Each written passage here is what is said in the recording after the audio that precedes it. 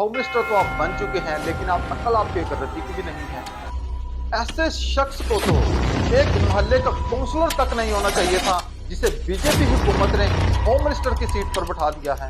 BJP की हुकूमत हमेशा ही टारगेट करती रही है, मुस्लिमों को दबाव बर्बाद करने के लिए काम करती है।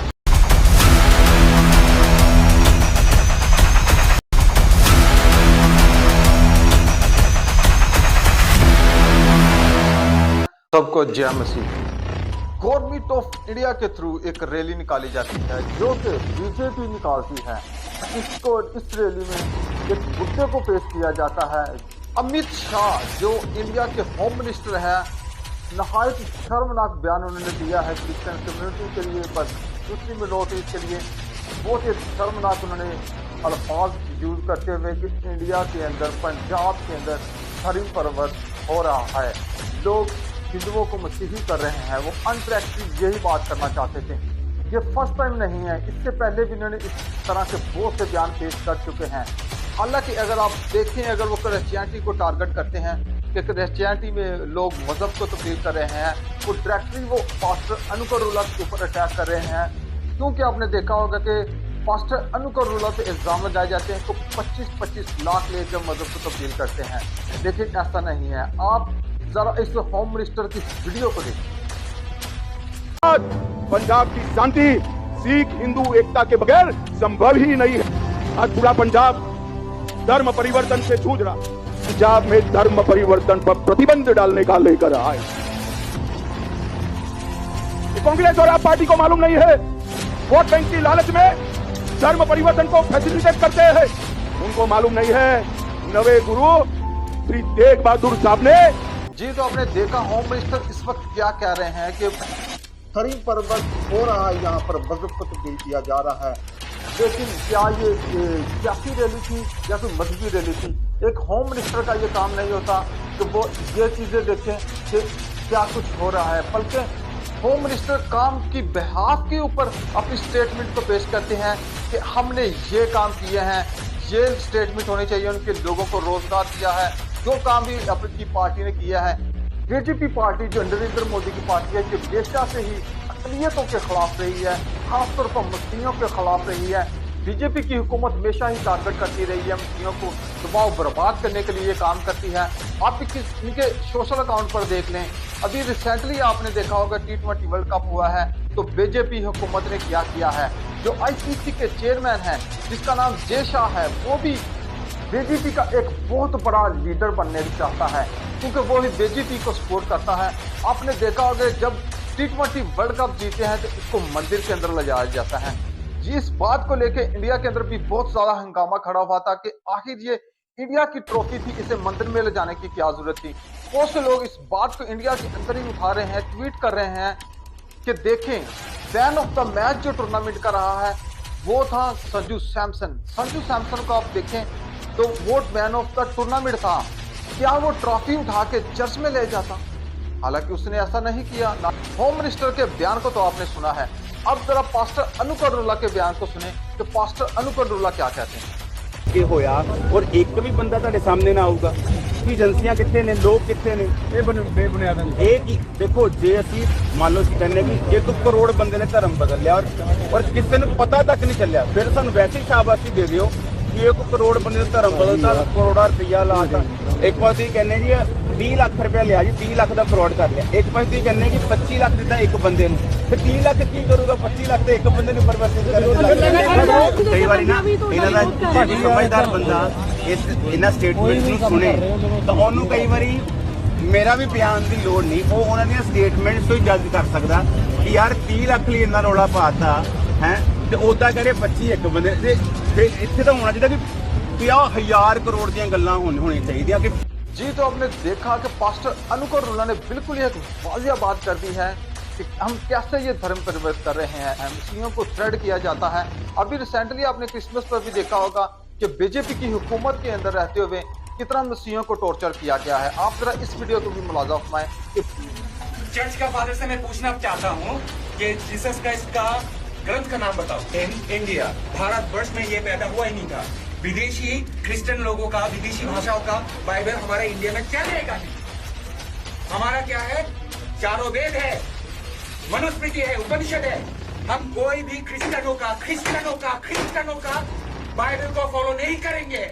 बीजेपी की हुकूमत किस तरह से टॉर्चर करती रही है, एक चर्च में जाके देखें वो क्या कह रहा है, और जो होम मिनिस्टर है हमारे, इन्हें वो चीज नजर नहीं है, उसके बारे में इन्होंने कोई बात नहीं की कि किस तरह इन लोगों ने मुस्लिमों के ऊपर जुल्म किया, चर्चेज के अंदर जाके किया।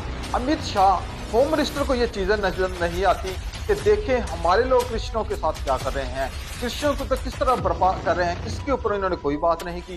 ये किस तरह के सियासत कर रहे हैं। होम मिनिस्टर साहब मसीहियों को तो टारगेट बहुत अच्छे से कर लेते हैं, लेकिन असेंबली के अंदर इन्हीं की किस तरह से बेइज्जती होती है, जरा उस पर एक नजर डालते हैं। क्या हम बताएं कि प्रधानमंत्री मोदी जी ने आपके दफ्तर के अंदर क्या क्या बातें की हैं? एक गंभीर आरोप है माननीय अध्यक्ष जी। तो आपने देखा इस वीडियो को मुलाजा फरमाया कि होम मिनिस्टर पर किस तरह के इल्जाम लगाए जा रहे हैं कि होम मिनिस्टर अंदर कमरे में बैठे हुए नरेंद्र मोदी के साथ कौन सी सीक्रेट मीटिंग करती हैं, कौन सी ऐसी बातें करते हैं, और ये अपने इल्जाम को मुस्तरद करना चाहते हैं। लेकिन ये हमेशा से ही इनकी एक गंदी सियासत रही है। बीजेपी हुकूमत मसीहियों के खिलाफ रही है शुरू से ही।